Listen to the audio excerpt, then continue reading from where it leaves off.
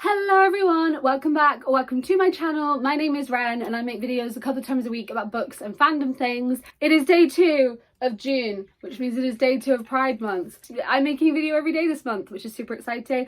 I got my little glass again with my drink, super fun, non-alcoholic. I feel like I have to disclose that I'm not drinking alcohol on camera. It's not alcoholic. Today, I thought I'd give everybody a little lesson and I thought we could do a dive into the LGBTQIA+. I actually get asked a lot what some of the letters in the acronym mean. I get asked it from family, I get asked it from my cis het friends, because there are, you know, it started off as LGBT, well, it started off as LGB actually, and then LGBT, and then more letters were added to include more of the LGBTQIA plus community, which I think is the right thing to do and to be more inclusive. So there are letters that people might not know. I thought I'd give you a little lesson because there's also some misunderstandings about some of the letters and also misunderstandings about the sexualities and identifyingness of the people in the letters. So I thought I'd give you guys a little bit of a history, a little bit of a lesson. So that's what we're going to get into today. So LGBTQIA plus is supposed to be a overarching term. People can use it to describe the community, and also you don't just have to be one of the letters. That's a fun fact. Isn't that fun? You can be multiple letters. You can collect them, you know, like Pokemon, or catch them all. No, you don't have to catch them all. It's not a requirement, but you don't have to be just one of the letters. You can be multiple of the letters. For example, you can be a trans lesbian or a trans gay man, or a trans bisexual. You know, there's so many, you can be so many things, and it's wonderful. And I think people think you identify as one of the letters, but actually you can be multiple letters, and sometimes you can be one letter and then a few years down the line realize that you're actually another one, and that's okay too. So let's start with L is for the way you look at me. No, it's not. It's for lesbian. L is for lesbian. I feel like lots of people know that.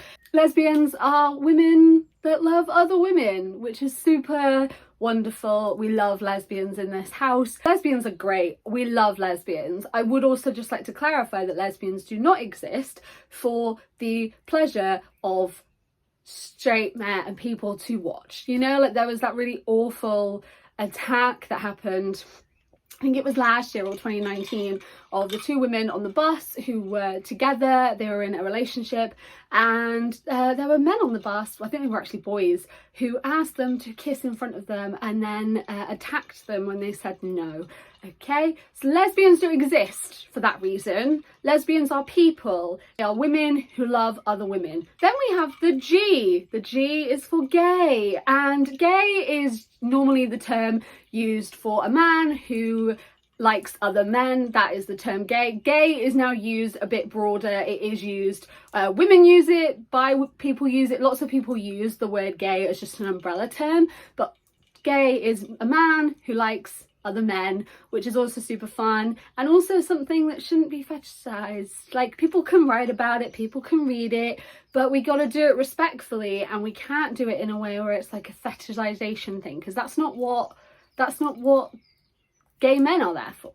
Gay men exist as men who love other men, so we're not going to do that either, but that is what it is. And we have the B, which is bi, people who are bisexual. Now, bisexual means that you are attracted to men and women. That is what it means if you're bisexual. Now, here's what bisexual doesn't mean. It doesn't mean you're more likely to cheat. It doesn't mean it's just a phase. It doesn't mean that you're going to figure out one day that you're either straight or gay. It is real. People are actually bi. It's not just a phase. A bi woman in a relationship with a man is not any less bi.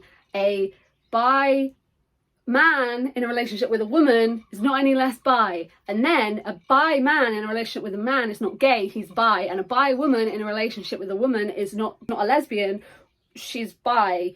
That's what it means. I don't know why it's so hard for people to understand the meaning of bisexual, but apparently it is, and it's 2 days into Pride Month and I've already seen a lot of ridiculous discourse and biphobia online. Biphobia, just you're attracted to men and women. That's what it means. Then we have T, which is spill the tea. No, T is for transgender. Now there are lots of old words. So is a transgender, which is someone who, someone might have been assigned female at birth but they're actually a man, someone might have been assigned male at birth and they're actually a woman. Trans comes under lots of different things. Some non-binary people, so non-binary is not in the actual, there's not an N, it comes under the plus, but it can also come under trans. So non-binary is people who do not identify as either male or female. They may choose to use she pronouns, he pronouns, they them pronouns, but they do not identify as male or female. And gender is it's a spectrum. It's not a binary thing. There's not one end, like there's not male or female. There is so much in between. I also meant to add that gender fluid can also come under this, which is people that have no fixed gender. This also again comes under the plus, but I wanted to mention it when I was also talking about non-binary. Some non-binary people do use the word trans as kind of an umbrella term for them to describe who they are, but I thought I would obviously mention non-binary because it does come under the plus, and it is a big thing, and it is a real thing for people that date. It's a real thing, okay? If you don't think it is, you're wrong. It's a real thing. That is what the T is for. Trans people, totally allowed at Pride, totally valid.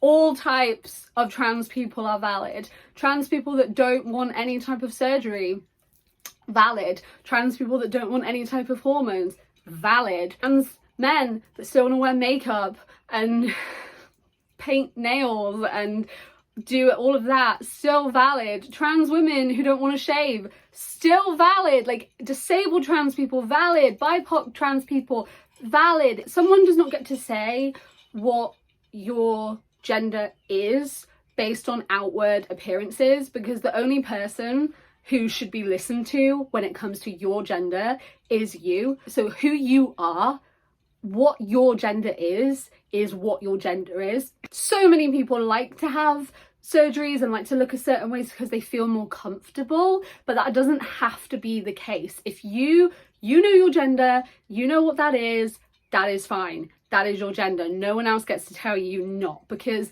clothing, makeup, nails, having that done, body hair, all social constructs. Like clothes they are pieces of fabric, and yet we're going to gender them. Things I think need to change when it comes to this, because it really doesn't help with dysphoria and body dysphoria, which is something that people feel when they aren't the gender that they were assigned, and that's why surgeries are there and hormones are there to help with the dysphoria. And I don't feel like social constructs to do with like clothes and stuff help with that. So yeah, you and your gender, you're the only one that gets to say what your gender is, and you get to tell people what your gender is.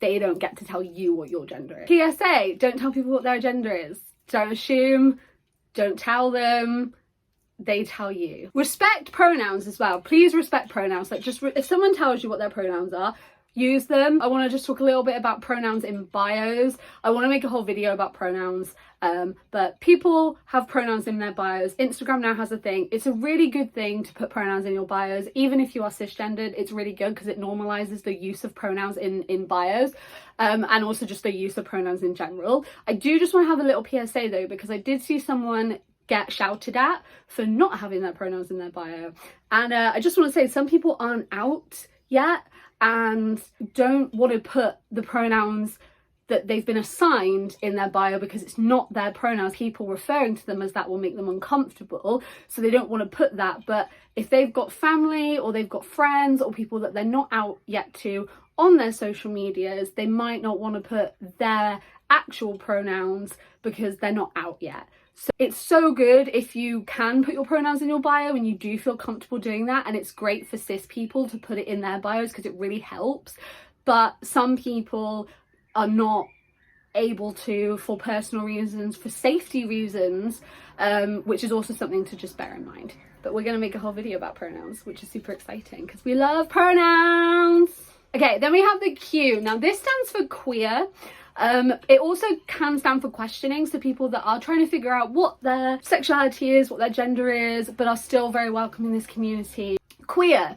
Queer is used as an umbrella term. Lots of people love the word queer because, like I said earlier, you don't have to be just one of the letters. You can be multiple. So queer is really good because it is kind of an umbrella term and something that you can identify as. Some people just prefer to be called queer rather. I personally like the word queer. I know a lot of people do struggle with it because obviously it was used as a slur and still can be used as a slur and was for a very long time, and a lot of people have some awful associations with the word queer, so it is not for everybody, and I do try and take care when using it to describe like characters in books and that kind of thing, where for some people it can be quite triggering, and I would never refer to another person as queer if they hadn't explicitly told me they were okay to be referred to as queer. So I personally don't mind it. I love that it's in there. I think it's really good. I think it has been reclaimed, but you know, it has been reclaimed by so many people, and it's okay for people, you know, like it's okay for so many people,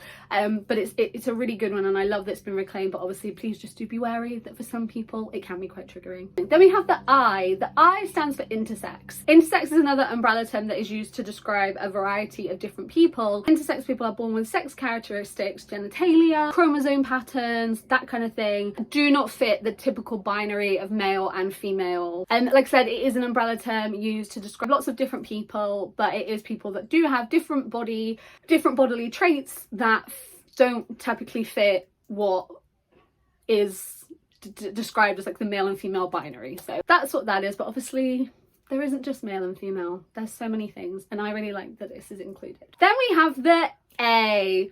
Now pals, I'm gonna get real for you for a second. We're real with you for a second, for just a millisecond. Let down my guard and tell you how I feel no, okay. Yes, the A stands for asexual and aromantic. These are things, in my opinion, I don't think it stands for ally. It's a really nice sentiment to include allies in a community, and allies are so welcome. We love you, we need you, like you are great and you really benefit the community. However, you are not actually part of the community. You are a cisgendered heterosexual person. You're not actually part of the LGBTQIA plus community. That's our community. I know some LGBTQIA plus people don't mind it being included. I know lots of people that would prefer it wasn't included, and we did include asexuality and aromanticism instead. But there we go. The A is asexual and aromantic. The A is also something which is sometimes used for agender, which is someone that has no particular gender. People use it for asexual quite a lot. I don't see aromantic put in there just as much.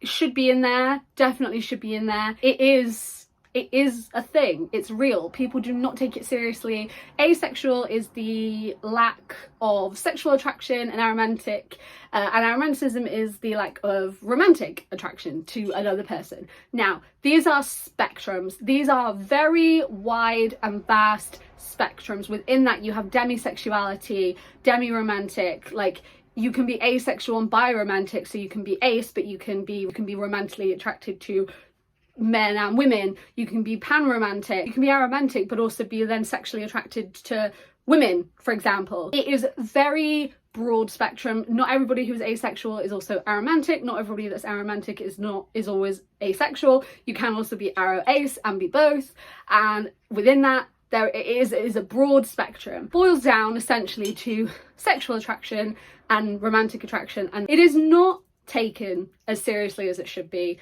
There is the very often, you'll find someone someday, just don't find the right person. No. It is a real sexuality, a real sexual orientation. It's not just not finding the right person. It's not just this.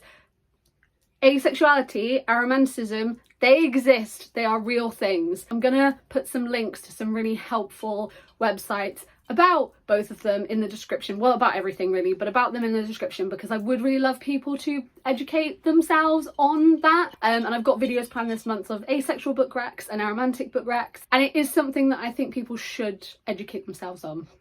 And very real, and aromantic and asexual people are allowed at Pride.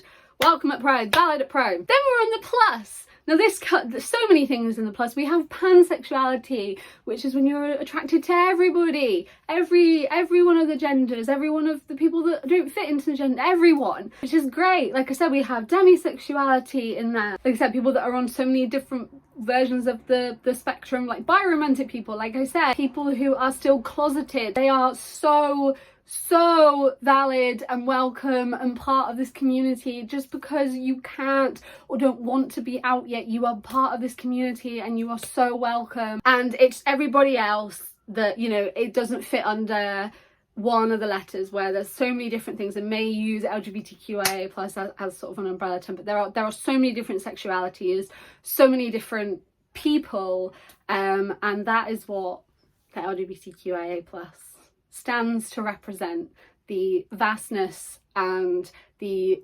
diverseness of this community. I hope that I have done this justice. I hope, obviously, I do not identify as all of these things, so I hope that for the ones that are not, I have done enough justice explaining and describing. Please educate me if there is anything that I missed whilst talking about them. Leave them in the comments and we'll have a respectful and nice discussion, because I'm always open to learning. I'm much more someone that thinks we should teach rather than just shout at someone and tell them they've done it wrong. Just teach them. I try to do as much research as possible, and I want to include as many people as possible, which is the plan to do over this month. And I try and do it all the time on my channel anyway. You know I make gay shit all the time, but I try. Like sort of this month I really want to try and amplify those voices, so hope that I've done that justice. If you guys are new here, then I make videos a couple of times a week about books and fandom things, so if you want to stick around and join us, feel free to hit that subscribe button and the little notification bell. And as usual, all the links to my other social medias and also my Stranger Things podcast that I co-host with my friend Emily.